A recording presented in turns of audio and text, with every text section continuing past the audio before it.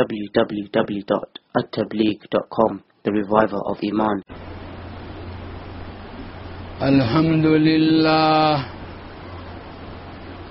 الحمد لله نحمده ونستعينه ونستغفره ونؤمن به ونتوكل عليه ونعوذ بالله من شرور أنفسنا ومن سيئات أعمالنا ونعوذ بالله من شرور أنفسنا ومن سيئات أعمالنا من يهده الله فلا مضل له ومن يضلله فلا هادي له ونشهد أن لا إله إلا الله وحده لا شريك له ونشهد أن سيدنا ومولانا محمدا عبده ورسوله أرسله إلى كافة الناس بشيرا ونذيرا وداعيا إلى الله بإذنه وسراجا منيرا صلى الله تعالى عليه وعلى آله وأصحابه وبارك وسلم تسليما كثيرا كثيرا أما بعد فأعوذ بالله من الشيطان الرجيم بسم الله الرحمن الرحيم قل أعوذ برب الناس ملك الناس إله الناس من شر الوسواس الخناس الذي يوسوس في صدور الناس من الجنة والناس. وقال تعالى إنما النجوى من الشيطان ليحزن الذين آمنوا وليس بضارهم شيئا إلا بإذن الله وعلى الله فليتوكل المؤمنون. وعن أبي هريرة رضي الله تعالى عنه قال قال النبي صلى الله تعالى عليه وسلم إن الله تجاوز عن أمتي ما وسوست به صدورها ما لم تعمل به أو تتكلم. وعن أبي هريرة رضي الله تعالى عنه جاء ناس من أصحاب رسول الله صلى الله تعالى عليه وسلم إلى النبي صلى الله تعالى عليه وسلم فسألوه إنا نجد في أنفسنا ما يتعاظم أحدنا أن يتكلم به. فقال النبي صلى الله تعالى عليه وسلم أو قد وجدتموه؟ قالوا نعم. قال ذلك صريح الإيمان.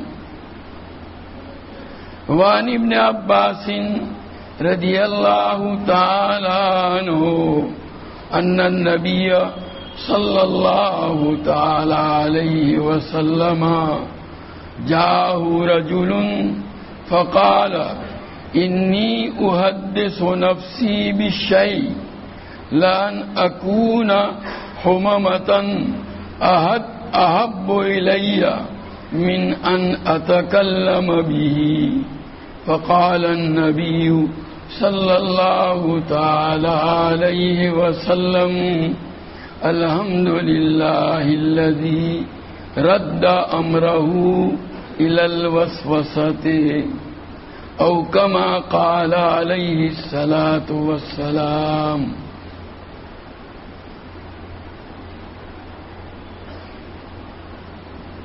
اللہ تبارک و تعالی نے شیطان کو ہمارا دشمن بنایا ہے اور ہمیں تاکید فرمائی ہے کہ تم بھی اس کو اپنا دشمن سمجھو اور اس کے ساتھ دشمن جیسا معاملہ کرو.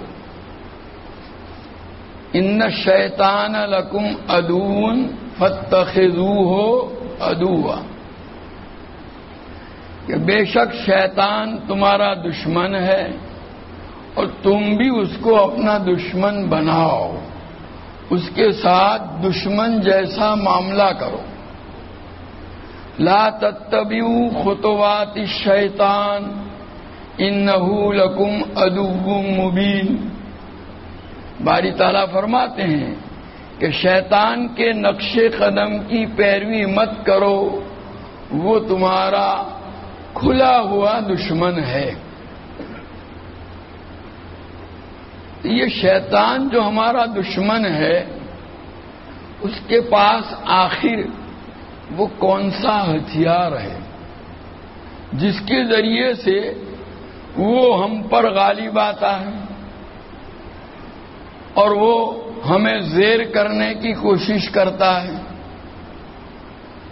اللہ تبارک و تعالی نے شیطان کو صرف ایک قوت عطا فرمائی ہے اور وہ ہے وسوسہ اندازی کی قوت، وسوسہ ڈالنے کی قوت. اس کے پاس کوئی ہتھیار نہیں ہے. کسی کو آپ نے نہیں سنا، انسان تو کسی کو ہتھیار کا ڈر دکھلا کر کام نکال سکتا ہے کہ بھئی کوئی چھرا بتائے اور پستول بتائے، یوں کرو ورنہ میں مار ڈالوں گا. ایسا ڈر انسان بتلائے گا، لیکن شیطان کو اللہ نے یہ قوت نہیں دی ہے. شیطان کبھی بھی کسی انسان کو کسی ہتھیار وغیرہ کا ڈر نہیں دکھلا سکتا. شیطان کے پاس جو ہتھیار ہے، جو آلہ ہے، وہ صرف یہی کہ وہ انسانوں کے دلوں میں وسوسہ ڈالتا ہے. آج کل کیا ہو گیا، جو لوگ دین کے راہ پر آ کر دین پر چلنا شروع کرتے ہیں، خاص کر کے وہ جو نئے نئے توبہ کر کے آئے ہیں اور دین میں قدم رکھا ہے اور اس راہ میں آگے بڑھنے کی کوشش کرتے ہیں، تو ان کو سب سے بڑا مسئلہ جو درپیش ہے وہ وسوسوں اور خیالات کا.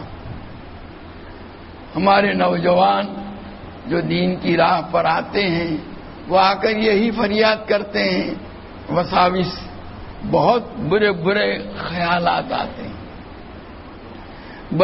بہت برے برے وسوسے آتے ہیں. بہت کوشش کرتا ہوں اس کو دور کرنے کی، لیکن جتنی بھی کوشش کر رہا ہوں اس پر اور زیادہ وہ چڑھ کر کے آ رہے ہیں.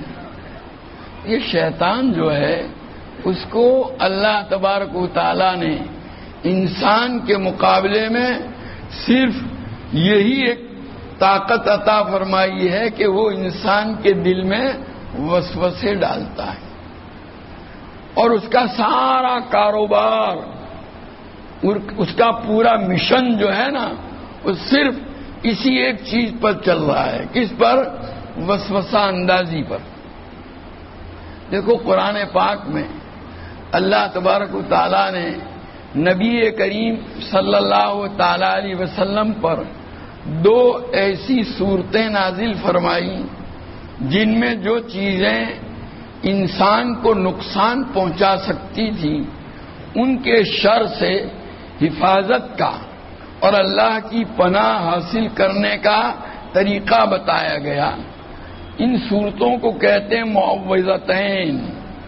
وہ 2 صورتیں جن کے ذریعے اللہ تعالیٰ کی پناہ حاصل کی جاتی ہے، اللہ تعالیٰ کے یہاں سے سیکورٹی مانگی جاتی ہے ان 2 صورتوں کے ذریعے سے. پہلی ہے سورہ فلق، قل اعوذ برب الفلق من شر ما خلق ومن شر غاسق اذا وقب ومن شر النفاثات في العقد ومن شر حاسد اذا حسد. 4 چیزوں سے پناہ اس میں سکھلائی گئی ہے. ان 4 چیزوں کے شر سے پناہ حاصل کرنے کا طریقہ اور اللہ تعالیٰ کی ایک صفت. قل، اے نبی آپ کہہ دیجئے اعوذ برب الفلق، جو اللہ صبح کو روشن کرتا ہے اس پروردگار کی پناہ حاصل کرتا ہوں میں ان 4 چیزوں کے شر سے.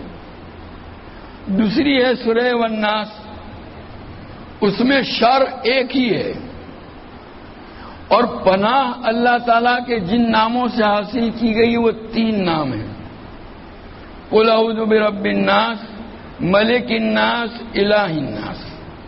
اے نبی آپ کہہ دیجئے کہ میں پناہ حاصل کرنا چاہتا ہوں برب الناس، لوگوں کے پروردگار سے، ملک الناس جو لوگوں کا بادشاہ ہے، الہ الناس جو تمام لوگوں کا معبود ہے. کیسے؟ من شر الوسواس الخناس، اس وسوسہ ڈالنے والے کے شر سے، خطرے سے، جو وسوسہ ڈال کے پیچھے ہٹ جاتا ہے. من شر الوسواس الخناس الذی یوسوس فی صدور الناس، جو لوگوں کے دلوں میں وسوسہ ڈالتا ہے. من الجنۃ والناس، یہ وسوسہ ڈالنے والا کون؟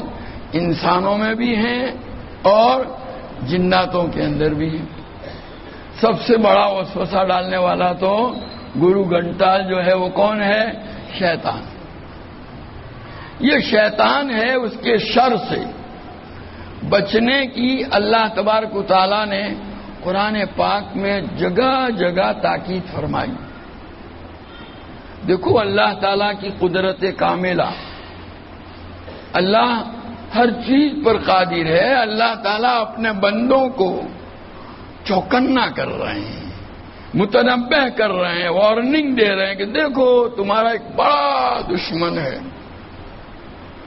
اللہ کی خدائی، اس کی عظمت، اس کی گویا حکومت، وہ اللہ ہم کو بار بار قرآن میں متنبہ کر رہا ہے کہ تم کو شیطان سے اپنے آپ کو بچانا ہے، اس کو اپنا دشمن سمجھو.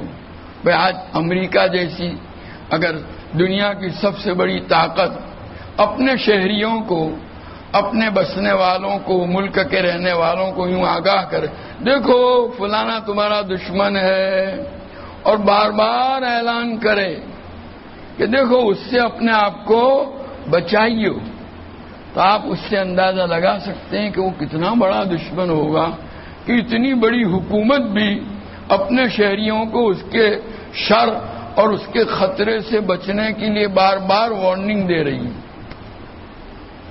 اللہ تعالیٰ شیطان کے خطرے اور شر سے بچنے کے لیے ہم کو بار بار متنبہ کر رہے ہیں، اور ہمیں ایسا معلوم ہوتا ہے کہ ہمارا انداز ایسا ہے کہ یہ تو کوئی دشمن ہمارا ہے ہی نہیں. ہم ایسا، ہماری زندگیوں کا جو انداز ہے زندگی گزارنے کا، ایسا معلوم ہوتا ہے کہ شیطان ہمارا تو کچھ بگاڑنے والا ہے ہی نہیں، اس کی طرف سے ہم کو کوئی خطرہ ہی نہیں. ہم نے ایسا انداز اختیار کر رکھا، حالانکہ نبی کریم صلی اللہ تعالی علیہ وسلم کی حیات طیبہ کا آپ جائزہ لیں، مطالعہ کریں. قدم قدم پر نبی کریم صلی اللہ تعالی علیہ وسلم ہم کو چوکنا کر رہے ہیں. کھانے بیٹھے بولو بسم اللہ پڑھیو. ہاں اگر تم نے بسم اللہ نہیں پڑھی نہیں تو وہ کون؟ شیطان. وہ آ کر کے تمہارے کھانے میں شریک ہو جائے گا. پانی پینا ہے، حضور صلی اللہ علیہ وسلم تاکید فرما رہے ہیں بسم اللہ پڑھ کے پیجیو. اگر جو بسم اللہ پڑھے بغیر پیا تو وہ تمہارے پانی میں بھی کیا ہو جائے گا؟ گھر میں داخل ہو رہے ہیں، بسم اللہ کے ساتھ دعا بھی سکھلائی. یہ پڑھ کے داخل ہونا، ورنہ وہ بھی تمہارے ساتھ جو ہے نا وہ سلیپنگ بیڈ میں آ جائے گا. وہ بھی گویا ہر موقع پر، یہاں تک کہ بیت الخلاء میں قضائے حاجت کے لیے جا رہے ہیں، وہاں بھی دعا سکھلائی گئی بسم اللہ اللہم انی اعوذ بک من الخبث والخبائث. بسم اللہ کہ ہم دیکھو شیطان جو ہے نا وہ جنات کی قوم سے، اللہ تعالیٰ نے اس دنیا کے اندر اس جنات کی قوم کو ہماری نگاہوں سے چھپائے رکھا ہے. ہم کھلے ہوئے پھرتے ہیں، وہ چھپے ہوئے ہیں. یہاں بھی ہیں، پتہ نہیں کتنے ہوں گے، ہم نہیں دیکھ رہے. سمجھا ہے کہ نہیں؟ اب وہ انسان جب قضائے حاجت کے لیے بیت الخلاء میں جاتا ہے تو انسان تو شیطان کو دیکھتا نہیں، لیکن شیطان کی کوشش یہ ہوتی ہے کہ قضائے حاجت کے دوران انسان جب اپنا سطر کھولے پیشاب کے لیے، پاخانے کے لیے، تو وہ انسان کے سطر سے، شرمگاہ سے کھیلتا ہے. کون؟ شیطان. حضور صلی اللہ علیہ وسلم نے ہم کو پہلے سے ہی متنبع کر دیا کہ دیکھو بیت الخلاء میں جانے سے پہلے اگر تم یہ دعا پڑھ لو گے نا، پہلے سے بسم اللہ پڑھو. بسم اللہ پڑھنے کا فائدہ یہ ہوگا کہ اب شیطان کو کچھ نظر آئے گا نہیں. جو ہمارا سطر کھول کر ہم بیٹھ رہے ہیں، اگر بسم اللہ نہیں پڑھیں گے تو اس کو نظر آئے گا. بسم اللہ پڑھ لی، خلاص، اب وہ اس کو کچھ نظر ہی نہیں آئے گا. اور پھر وہ دوسری دعا اس کے ذریعے سے اور مزید سیکیورٹی مل جاتی ہے اللہ کی طرف سے. تو شیطان ہر جگہ ایسا بڑا خطرناک دشمن ہے. یہ تو کھانے پینے کی چیزیں اس کی کوئی اتنی زیادہ اہمیت نہیں، لیکن ہم اللہ تعالیٰ کے ساتھ اپنا تعلق جو قائم کرنا چاہتے ہیں اس میں بھی آ کر کے وہ کیا کرتا ہے؟ رکاوٹ ڈالتا ہے اور ہم کو اللہ کے ساتھ اپنا تعلق قائم کرنے سے روکتا ہے. یہ بہت خطرناک اس کا طریقہ ہے، گمراہ کرنے کی کوشش کرتا ہے. یہ جو کچھ کر رہا ہے شیطان، وہ کائی کے ذریعے سے کرتا ہے. بس وہی ایک طاقت، کون سی؟ وسوسہ ڈالنے والی. یہ وسوسہ، آپ پوچھیں گے یہ وسوسہ کس کو کہتے ہیں مول صاحب؟ وسوسہ کا مطلب ہے وہ چپکے چپکے ہمارے اندر، ہمارے دل سے باتیں کرتا ہے. کیا کرتا ہے؟ بات ہے نا. ایسا ہمیں معلوم تھا جیسے کوئی اندر کچھ ہے، کوئی ہم سے بول رہا ہے، ہمارے دل میں کوئی باتیں ڈال رہا ہے. انما النجوى من الشیطان. یہ سرگوشی جو ہوتی ہے، اس طرح کی اندر کی باتیں، وہ شیطان کی طرف سے ہوتی ہے. لیحزن الذین آمنوا، تاکہ ایمان والوں کو غمگین کرے. اس لیے کہ وہ ایسی باتیں کرتا ہے کہ اس سے ہم کیا ہو جاتے ہیں؟ پریشان ہو جاتے ہیں. وَلَيْسَ بِضَارِّهِمْ شَيْئًا إِلَّا بِإِذْنِ اللَّهِ. اللہ تعالیٰ فرماتے ہیں کہ اللہ کے حکم کے بغیر وہ کوئی نقصان نہیں پہنچا سکتا. اس لیے ایمان والوں کو چاہیے کہ اللہ ہی کے اوپر کیا کریں؟ بھروسہ اور اعتماد کریں. تو بہرحال یہ شیطان اپنے وسوسہ اندازی سے اپنا کام چلاتا ہے. یہ جو خیالات آتے ہیں نا، وسوسے اور خیالات، یہ دراصل شیطان کی باتیں ہیں، اس کی سرگوشیاں ہیں، کانا پھوسی ہے جو وہ ہم سے، جیسے کوئی آدمی کان میں آ کر کے چپکے سے وہ کچھ باتیں ہم سے کرتا رہے بار بار. بعض لوگوں کو جن کا اثر ہوتا ہے نا، تو وہ جن باقاعدہ ان کے اندر جو ہے نا ان سے اس طرح کی باتیں کرتا ہے. شیطان بھی جن ہی کی قوم سے. تو یہ گویا ہمارے دل سے آ کے باتیں کرتا ہے، یہ کر لو کر لو. وہ دیکھو وہ عورت جا رہی ہے، ذرا دیکھ لو نا، اس کو لطف آ جائے گا، مزہ آئے گا. آپ کہیں نہیں، وہ پھر تھوڑی دیر کے بعد کہیں دیکھ تو لو ذرا، دیکھو پھر حسرت رہ جائے گی، پھر ہاتھ ملتے رہ جاؤ گے. ایسے بار بار، ایک مرتبہ، 2 مرتبہ، 3 مرتبہ. کیا ہوتا ہے پھر آدمی شروع میں تو جو خاص کر کے جو نیک لوگ ہوتے ہیں وہ انکار کرتے ہیں، لیکن پھر وہ بار بار یہ چیز دل میں ڈال کر کے جو ہے اس پر عمل کرنے کے لیے آدمی کو کیا کر لیتا ہے، آمادہ کر لیتا ہے. یہ انسان کی نفسیات ہے. آپ اس کو کچھ کروانا ہو نا تو بعض آدمی ہوتے ہیں وہ کوئی کام کرنے کے لیے جلدی تیار نہیں ہوتے، تو ان کو بار بار پریشر ڈالا جاتا ہے، بار بار کہا جاتا ہے، بار بار کہا جاتا ہے، یہاں تک کہ کہتے کہتے کہتے کہتے پھر وہ اس کے دل کو اور اس کے خیالات کو کیا کر لیتے ہیں، آمادہ کر لیتے ہیں. تو یہ جو برے خیالات آتے ہیں، گناہوں کے خیالات، نفسانی شہوانی خیالات، بھائی نوجوان کے دل میں آئے گا زنا کر لو، شراب پی لو، سنیما دیکھ لو، موبائل کو استعمال کرو، اس کے اندر جو ہے پورنیوگرافی دیکھو. یہ سب جو خیالات بار بار ڈالتا ہے، یہ جو وساوس ہیں وہ دراصل شیطان کی سرگوشی ہے جو ہمارے ساتھ کرتا ہے، اور یہی اس کا ہتھیار ہے جس کو ہمارے خلاف کیا کرتا ہے، استعمال کرتا ہے. اور ان وساوس سے سب کو واسطہ پڑتا ہے، خاص کر کے وہ لوگ جو دین پر عمل کا اہتمام کرتے ہیں. جو بددین ہے نا، کسی کافر کو کبھی کوئی وسوسہ نہیں آئے گا. کیوں؟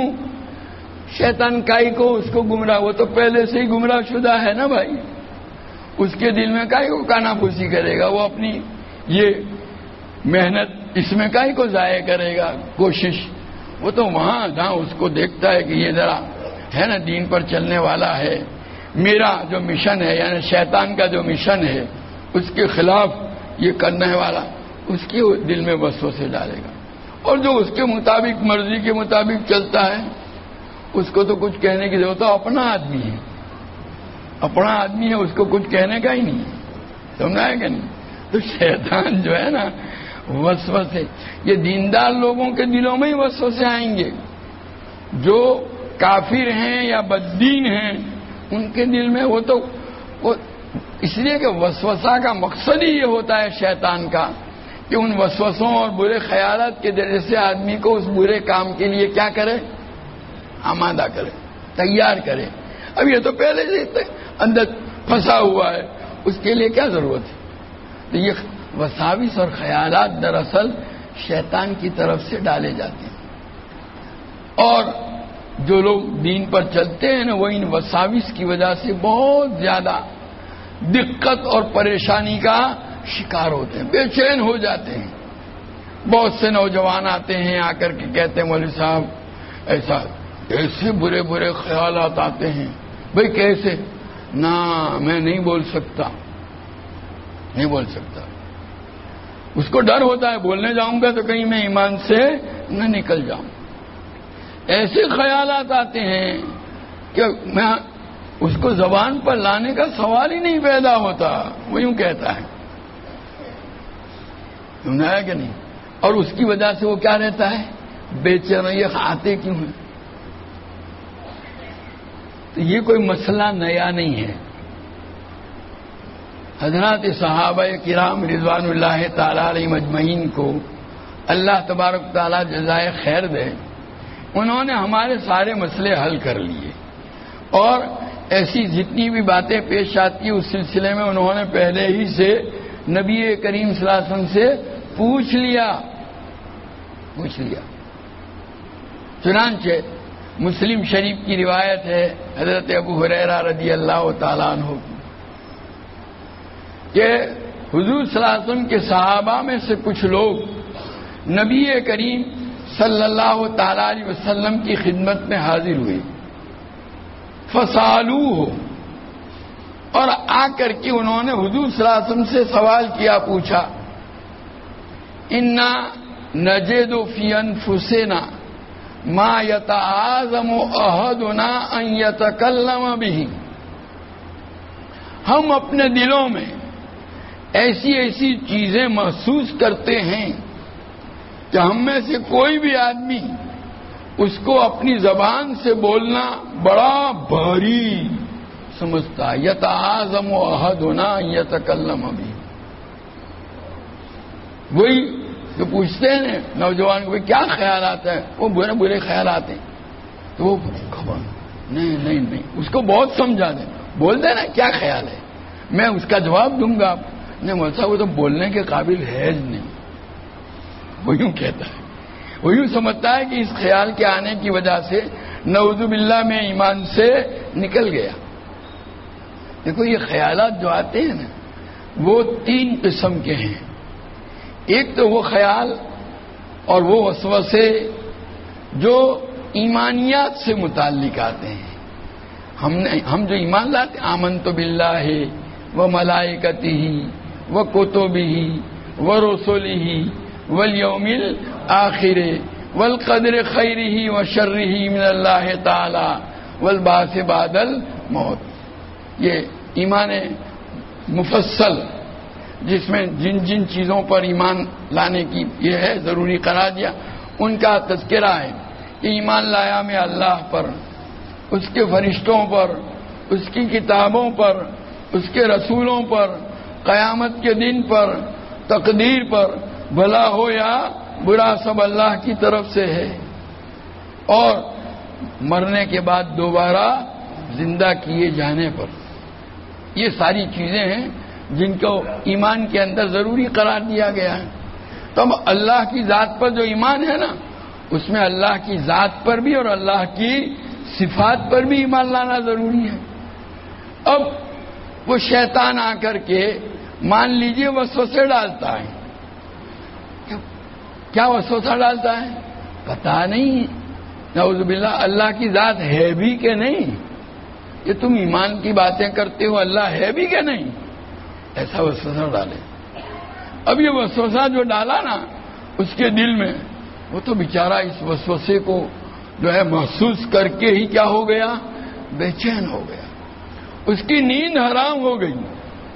وہ سوچتا ہے اوہو میرا تو ایمان ہے اللہ کے اوپر، اس کی صفات پر، میرے دل میں یہ خیال کیسے آ گیا نعوذ باللہ کہ اللہ ہے بھی کہ نہیں. نہ اس خیال کی وجہ سے اب میں تو نعوذ باللہ کیا رہا، مومن رہا ہی نہیں، ایمان سے نکل گیا، جہنمی بن گیا.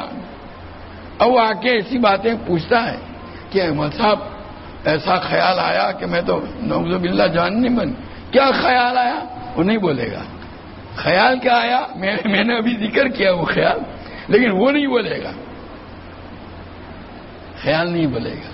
اب یہ جو خیال آیا کس کے متعلق، ایمان سے متعلق. یہ ایک قسم، پہلی قسم ہے خیالات اور وسوسوں کی، ایمانیات سے متعلق.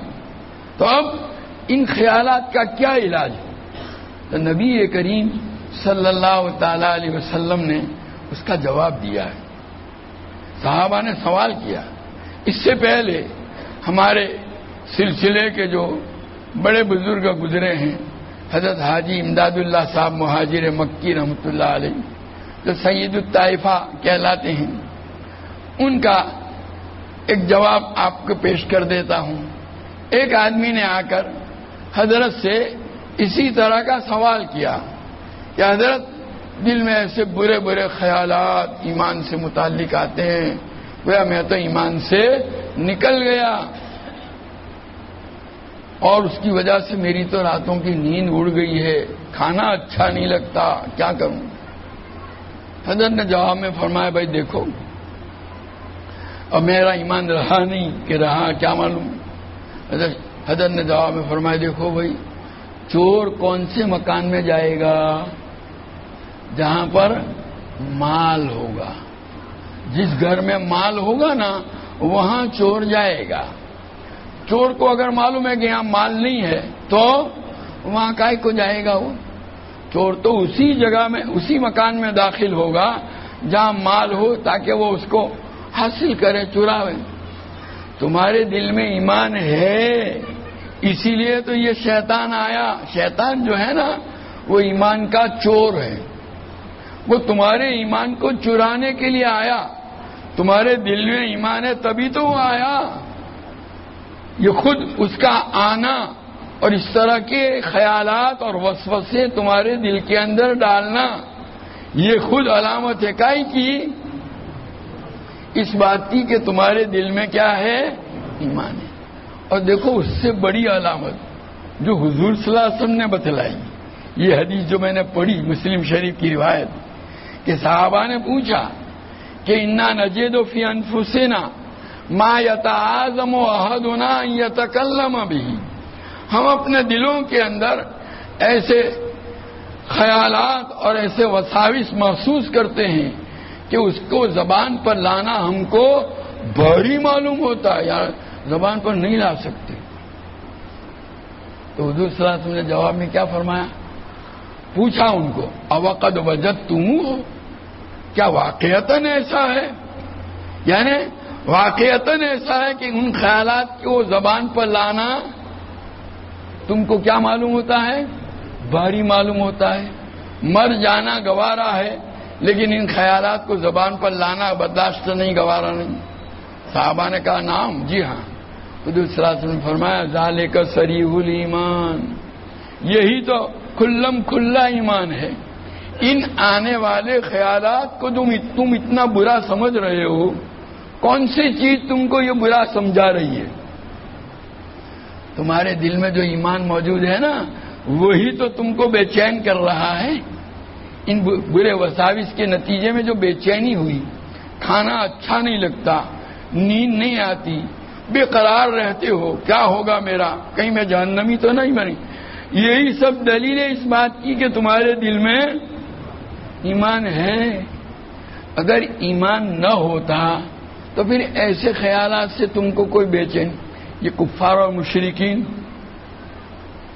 ہے نا، کافر اور مشرک لوگ، ان کے دلوں میں وسوسے نہیں، حقیقت میں یہ ساری چیزیں موجود ہیں. یہاں تو وسوسہ آیا مومن کے دل میں تو، اور وہاں تو کیا ہے؟ واقعتاً یہ سارے کفریات موجود ہیں. کیا ان کو بے چینی ہوتی ہے؟ کیا ان کی نیند اڑتی ہے؟ کیا ان کا کھانا اجیرن ہوتا ہے؟ کیا اس کی وجہ سے بے قرار ہو جاتے ہیں؟ نہیں. تو یہ تم کو جو بے قراری ہوئی اس طرح کے خیالات کے آنے پر، یہی دلیل ہے اس بات کی کہ تمہارے دل میں ذالک صریح الایمان، کہ تمہارے دل میں جو ایمان موجود ہے نا وہ ایمان ہی تم کو بے چین کر رہا ہے. وہی ان خیالات کے آنے پر تم کو بے قرار کرتا ہے. تو یہ تو الٹی دلیل ہو گئی کائی کی؟ ایمان کی. دیکھو نبی کریم صلی اللہ علیہ وسلم نے کیسا عجیب و غریب جواب عنایت فرمایا کہ جس کی وجہ سے ایک آدمی بے قرار اور بے چین تھا، سارا مسئلہ چٹکیوں میں حضور صلی اللہ علیہ وسلم نے حل فرما دیا. اس لیے ہمارا نوجوان جو ہے اس طرح کے خیالات وساوس دل میں آتے ہوں تو ان کے آنے پر کوئی بے چین ہونے کی ضرورت نہیں ہے. یعنی ان کے آنے پر جو طبیعت میں بے قراری کی کیفیت ہوتی ہے، خود دلیل ہے اس بات کی کہ اس کے دل میں کیا موجود ہے؟ ایمان موجود ہے. تو ڈرنا نہیں ہے کہ وہ ایمان ختم ہو گیا، نعوذ باللہ میں کافر ہو گیا، جہنمی ہو گیا، نہیں، بلکہ ان خیالات کے آنے پر آپ کے قلب میں بے چینی کا پیدا ہونا یہ خود دلیل ہے ایمان کی. اسی کو حضور صلی اللہ علیہ وسلم نے فرمایا ذالک صریح الایمان. دیکھو اس طرح خیالات اور وساوس کے آنے سے حقائق بدلا نہیں کرتے. ہمارے دل میں جو ایمان ہے اللہ کی ذات پر، اس کی صفات پر، نبیوں کی رسالت پر، قیامت پر، آخرت پر، جنت پر، جہنم پر، یہ اس طرح کے وسوسوں اور خیالات کے آنے سے وہ ایمان ختم نہیں ہوا، وہ اپنی جگہ پر ہے. یہ تو خیالات ہیں، آ کے چلے گئے. ایمان تو ہمارا وہ عقیدہ ہے جو اپنی جگہ پر جوں کا توں ہے، اس میں کوئی فرق نہیں آیا. جیسے ایک آدمی کو وہم کا مرض ہو نا، اب وہ کہیں میرے گھر میں آگ تو نہیں لگ گئی، میری دکان سے کوئی چور مال تو نہیں لے گیا، اب یہاں اس کی وجہ سے بے چین ہے، کسی دوست کے سامنے اس کا اظہار کیا، اب بھائی جا کے دیکھ لینا کیا گھر میں آگ لگ گئی ہے، اس خیال کی وجہ سے آگ لگی کیا؟ نہیں نا، حقیقت اپنی جگہ پر ہے، یہ ایک وہم ہے اس کو جو پیدا ہوا ہے۔ تو اسی طرح شیطان کے ان وسوسوں کی وجہ سے ایمان پر کوئی زد پڑتی نہیں ہے۔ البتہ ایک بات ضرور ہے کہ ایسی چیزیں جو ایمان کے تقاضوں کے خلاف ہے اس سے ہمیں اپنے آپ کو دور رکھنا بے حد ضروری ہے۔ دیکھو اس وقت جس ماحول سے ہم گزر رہے ہیں، اس وقت ہمارے اسکولوں اور کالجوں اور یونیورسٹیوں کے نصاب میں ایسی چیزیں ہیں، ان کے کورس میں ٹی وی پر ایسے ایسے پروگرام آتے ہیں، اخبارات کے اندر ایسے ایسے مضامین آتے ہیں کہ ان مضامین کو اگر پڑھے آدمی تو اس کی وجہ سے دل میں شکوک و شبہات پیدا ہوتے ہیں۔ تو ہمارے ایمان کا تقاضا یہ ہے کہ ہم اپنے آپ کو ایسی چیزوں سے کیا رکھیں؟ دور رکھیں۔ نبی کریم صلی اللہ علیہ وسلم کی تعلیمات یہی ہے۔ مشکات کے اندر روایت ہے کہ ایک مرتبہ نبی کریم صلی اللہ علیہ وسلم تشریف فرما ہیں اور حضرت عمر رضی اللہ تعالیٰ عنہ توریت کا ایک نسخہ لے کر کے آئے، توریت کی ایک کاپی۔ حالانکہ توریت وہ کتاب جو حضرت موسیٰ علیہ نبینا علیہ الصلوۃ والسلام پر نازل ہوئی، وہ تو حضور صلی اللہ علیہ وسلم کے آنے سے اور قرآن کے نازل ہونے سے کیا ہو گئی ہے؟ وہ منسوخ ہو گئی۔ اور پھر وہ کہ توریت اس وقت بھی جیسا کہ قرآن کہتا ہے لوگ اپنی اصلی حالت پر نہیں تھی، لوگوں نے یعنی ان یہودیوں نے اس میں بہت کچھ پھیر پھار کر دیے تھے، تحریف ہو گئی تھی اس میں۔ تو ایسا ہی کوئی نسخہ جو ہاں ہوگا، حضرت عمر رضی اللہ تعالیٰ عنہ نبی کریم صلی اللہ علیہ وسلم کی خدمت میں لے کر آئے اور آ کر عرض کیا کہ اللہ کے رسول یہ توریت کا نسخہ ہے۔ ایسا بول کر اس کو پڑھنا شروع کیا۔ حالانکہ حضور سے اس سلسلے میں اجازت، خود ہی اب پڑھنا چالو کر دیا۔ وہ پڑھنے میں مشغول ہیں اور نبی کریم صلی اللہ علیہ وسلم کے چہرے انور کے اوپر غصے کے آثار ہیں۔ آپ کا چہرہ غصے سے سرخ ہو رہا ہے۔ چونکہ حضرت عمر رضی اللہ تعالیٰ عنہ اس کو پڑھنے میں مشغول تھے، اس لیے ان کو پتہ نہیں چلا کہ حضور صلی اللہ علیہ وسلم پر غصے کے آثار ہیں۔ حضرت ابو بکر رضی اللہ تعالیٰ عنہ یہ منظر دیکھ رہے تھے۔ حضرت ابو بکر نے محسوس کیا کہ حضور غصے میں ہیں۔ حضرت عمر کو کہا کہ سکیلت کا کا یا ابن الخطاب اما ترا ماں بے وجہ رسول اللہ صلی اللہ علیہ وسلم، اے ابن الخطاب تمہاری ماں تمہیں روئے، یعنی تمہیں موت آوے، دیکھتے نہیں حضور صلی اللہ علیہ وسلم کے چہرے پر کیا اثر ہے۔ جب حضرت ابو بکر نے یہ کہا نا تو حضرت عمر نے منہ اٹھا کر دیکھا، حضور صلی اللہ علیہ وسلم کا چہرہ ایک دم سرخ تھا۔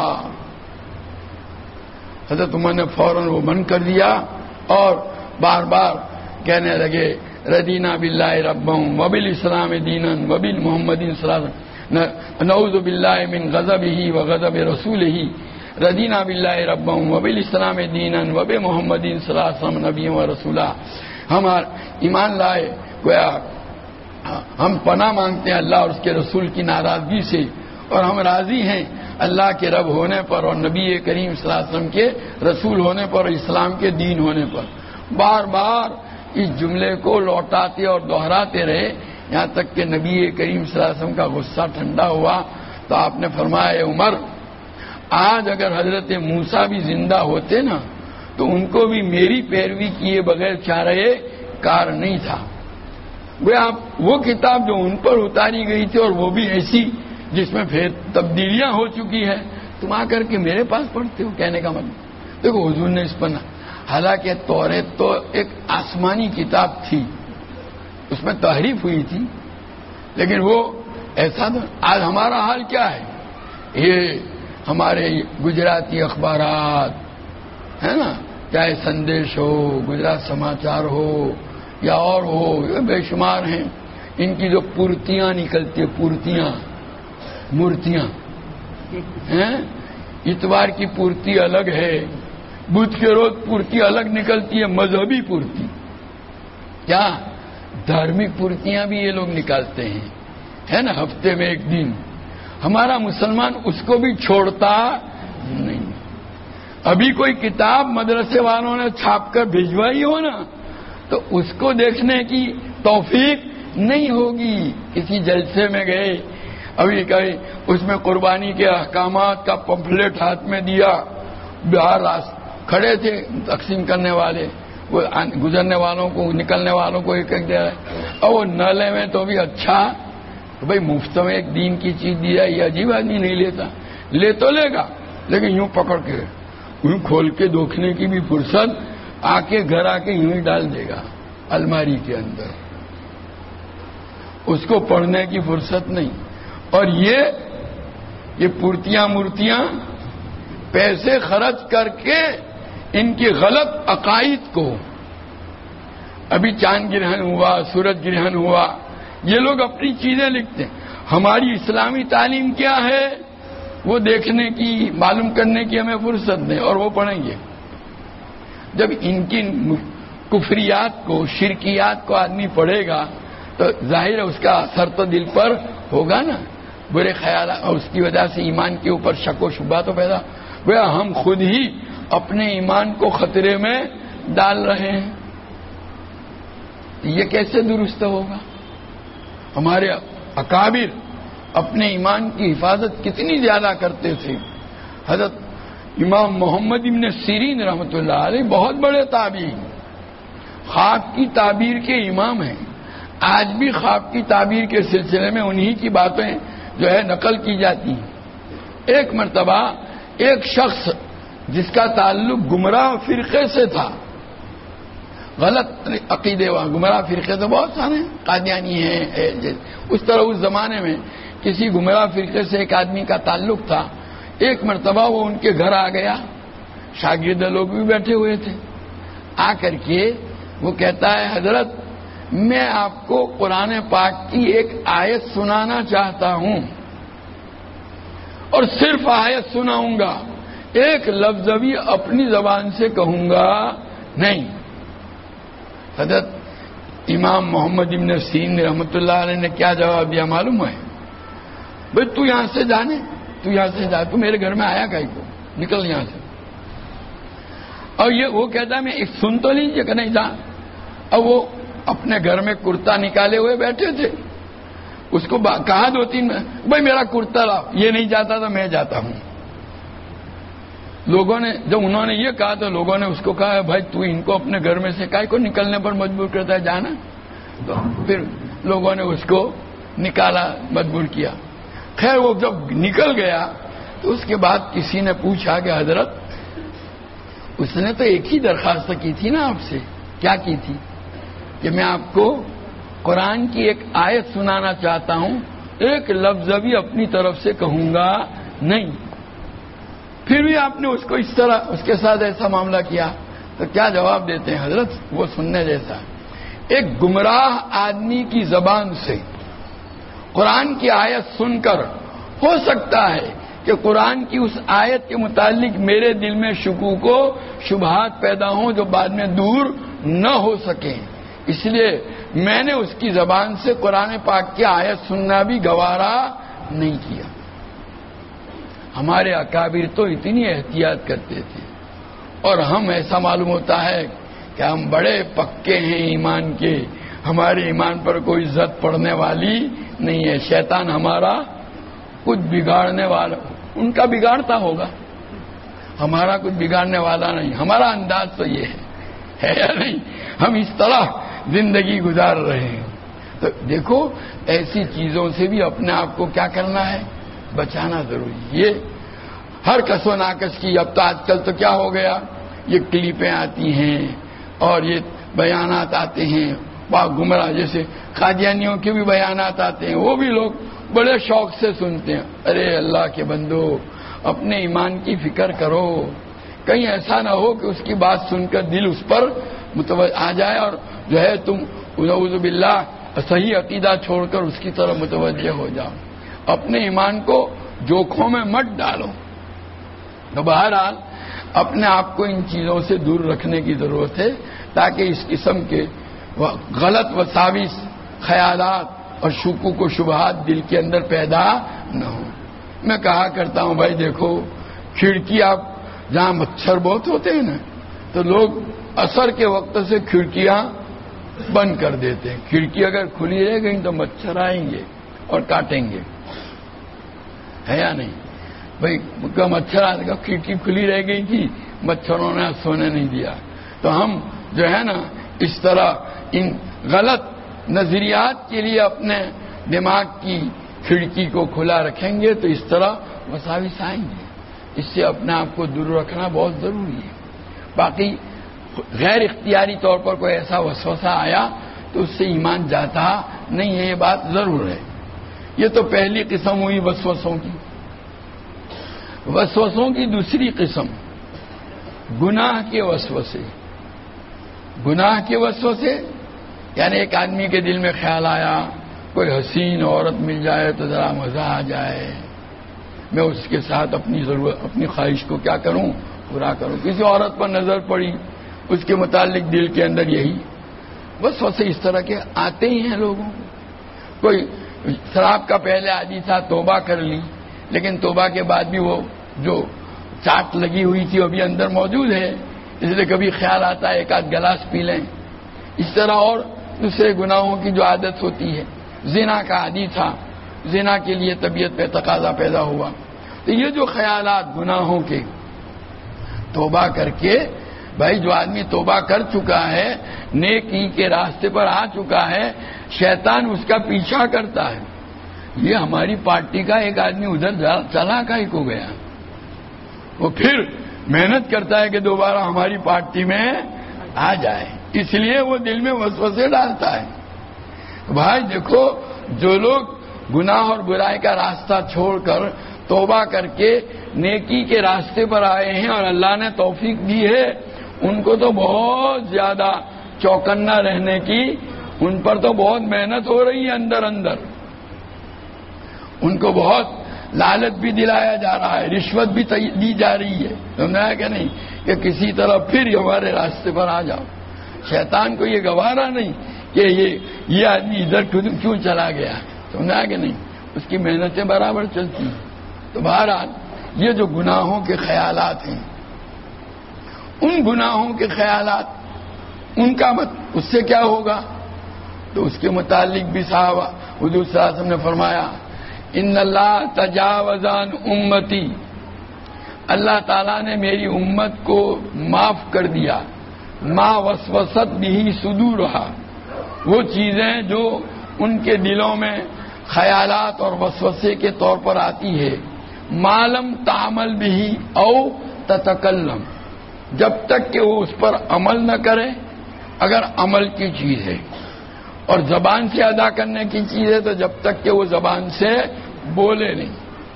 مثال کے طور پر دل میں خیال آیا کسی حسین عورت کا اور اس کے ساتھ زنا کا خیال آیا کہ یہ حسین عورت مل جائے تو اس کے ساتھ میں زنا کر لوں، یہ زنا کا خیال آیا، لیکن اس پر اس نے عمل نہیں کیا، بلکہ اس خیال کو روک کر، کنٹرول کر کے اپنے آپ کو اس حرکت سے کیا کیا، بچایا۔ تو اتنا ہی نہیں کہ گناہ نہیں ہوگا، بلکہ یہ محنت جو کی نہیں اپنے آپ کو اس گناہ سے بچانے کی، اس پر اس کو کیا ملے گا؟ ثواب ملے گا۔ سمجھائے کہ نہیں؟ اللہ نے گناہوں کے تقاضے رکھے ہیں، ان تقاضوں دل میں اس کے جو ہے نا دائیں پیدا ہوتے ہیں، تقاضے پیدا ہوتے ہیں۔ آپ باہر نکلیں گے، عورتیں جا رہی ہیں، آپ کا نفس کہے ذرا دیکھنے کی نظر اٹھا کر دیکھو، پھر مزہ، پھر پچھتاؤ گے، بھائی حسین حسین عورتیں جا رہی ہیں، یوں نفس دل میں خیالات ڈالے گا۔ لیکن آپ اپنے اس نفس کے تقاضے کو اور اس کے دیے ہوئے وسوسے کا کیا کریں؟ مقابلہ کریں، اور ہمت کر کے آپ اپنی نگاہوں کو کیا رکھیں گے؟ نیچا رکھیں گے۔ تو اتنا ہی نہیں کہ گناہ نہیں ہوگا، بلکہ کیا ہوگا؟ آپ کو ثواب ملے گا۔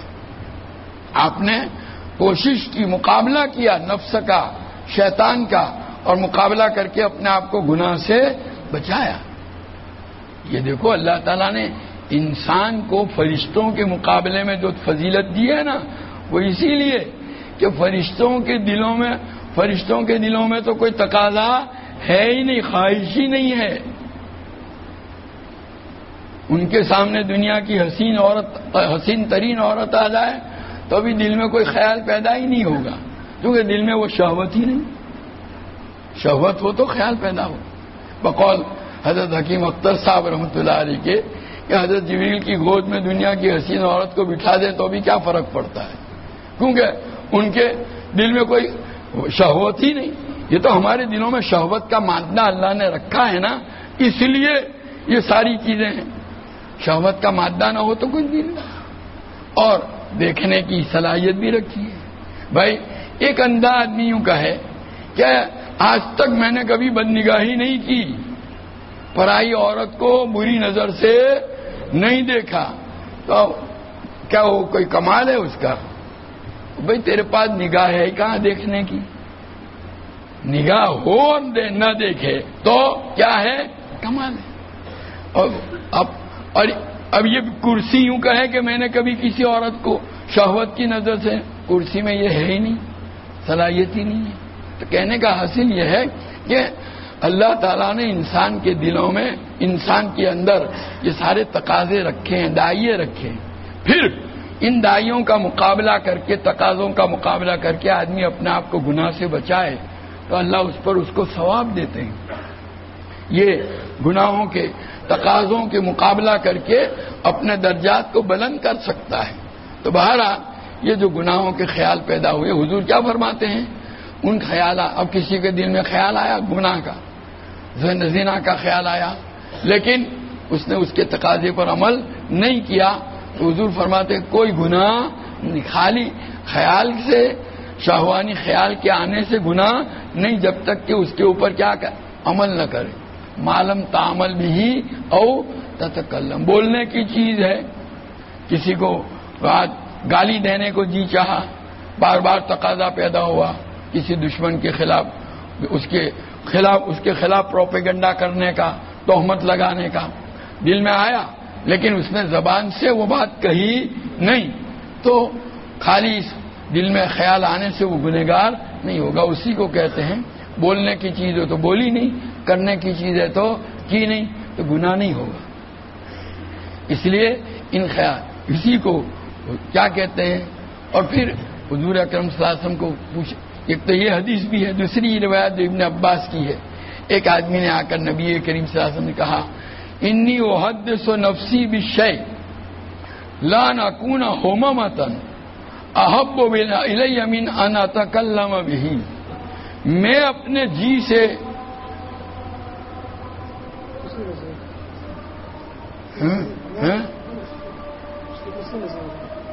اچھا عشاء کی اذان ہوئی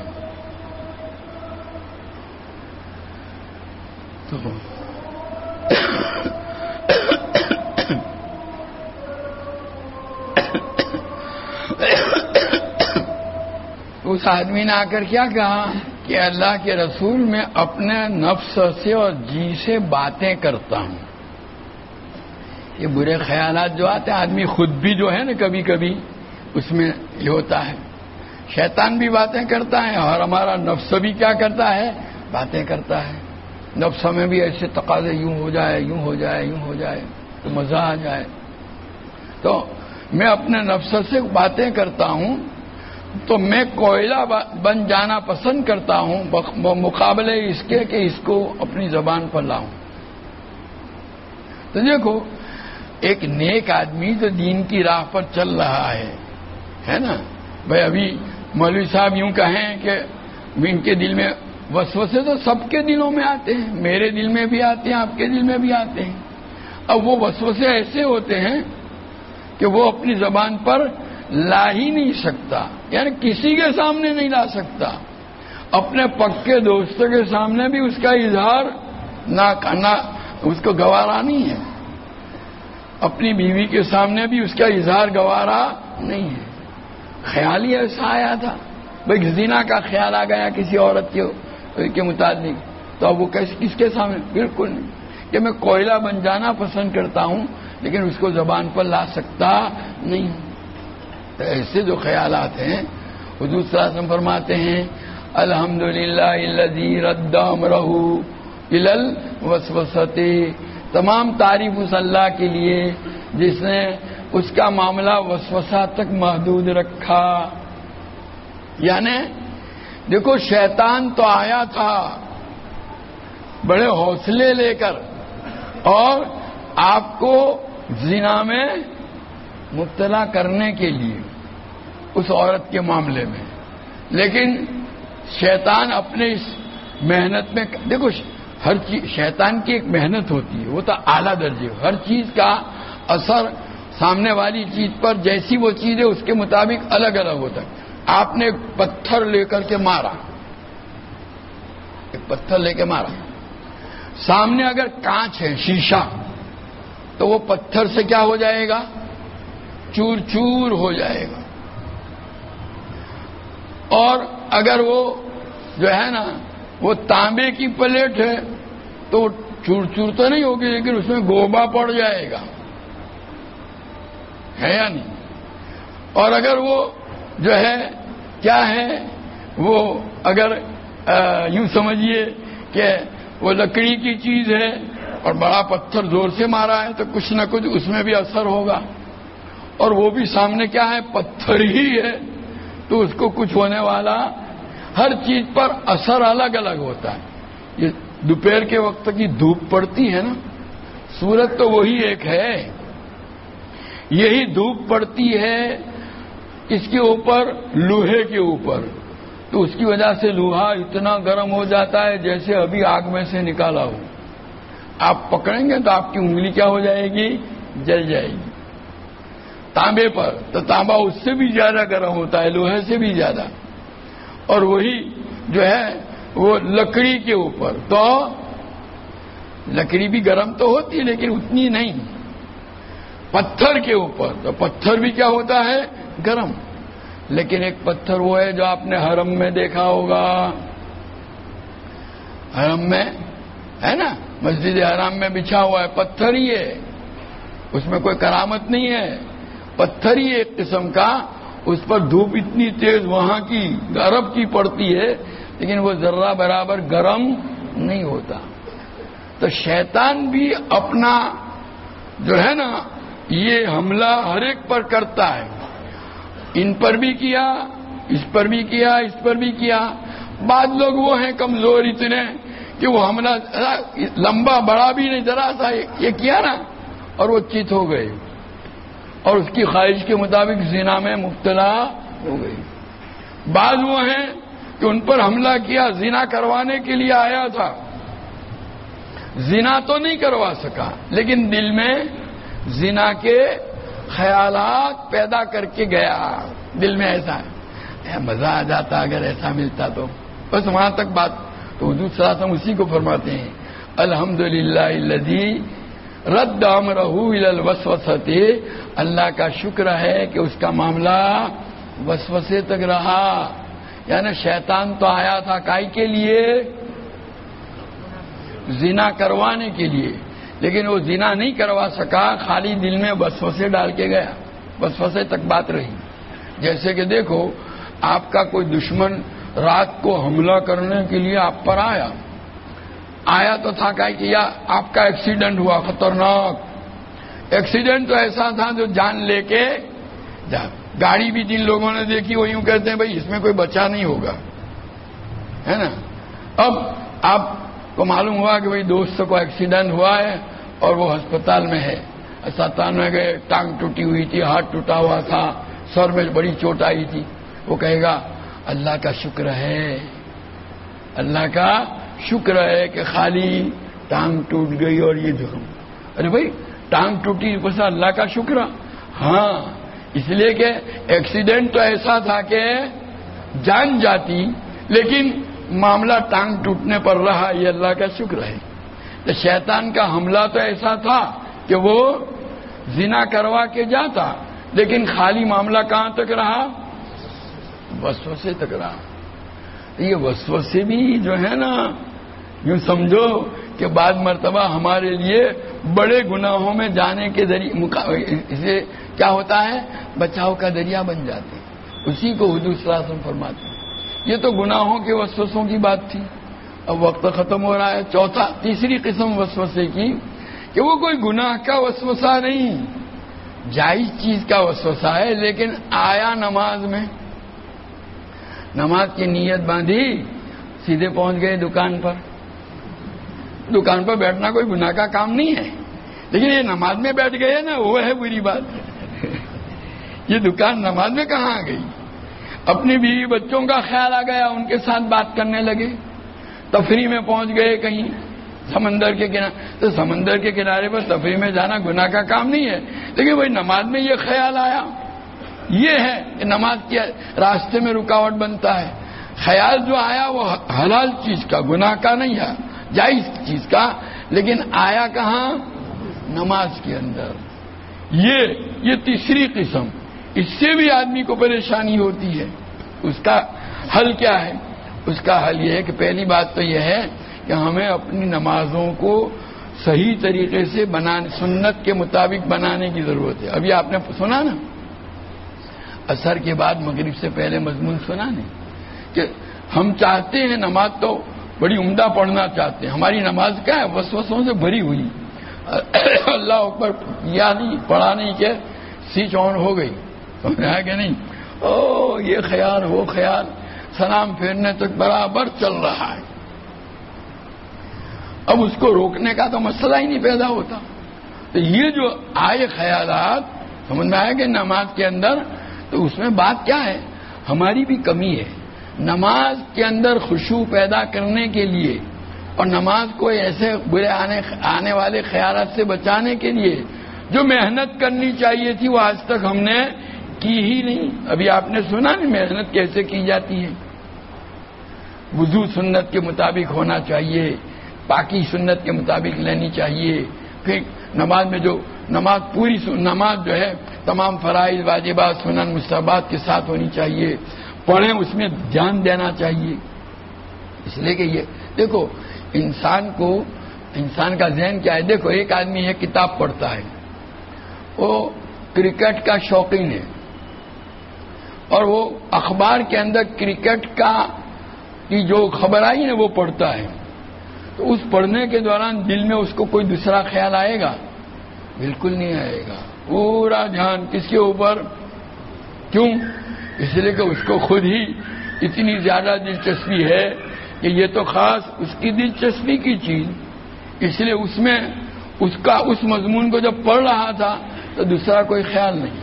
لیکن یہی آدمی کتاب پڑھنے بیٹھے گا، قرآن کی تلاوت کرنے بیٹھے گا تو دوسرے بہت سارے خیالات آئیں گے. کیوں؟ اللہ نے کسی بھی کام کو انجام دینے کے لیے ایک توجہ، دھیان. تو ہم قرآن کی تلاوت میں ہمارا جو دھیان ہے 100%، 100% وہ لگاتے نہیں ہیں. 50% لگایا، 50%.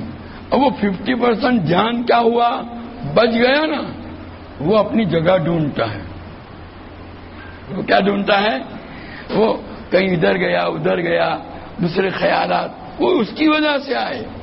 اگر آپ کے شوق، ہمارے اکابر کے جو حالات پڑھتے ہیں، ابھی آپ نے پڑھا حضرت ابو طلحہ رضی اللہ تعالیٰ عنہ کی نماز، یا وہ ان صحابی کی نماز جو آپ نے حکایت ہے صحابہ میں، وہ حضور نے نگرانی کے لیے رکھا تھا، تیر آیا لیکن وہ نماز سے دھیان ہٹانے کے لیے تیار نہیں ہے.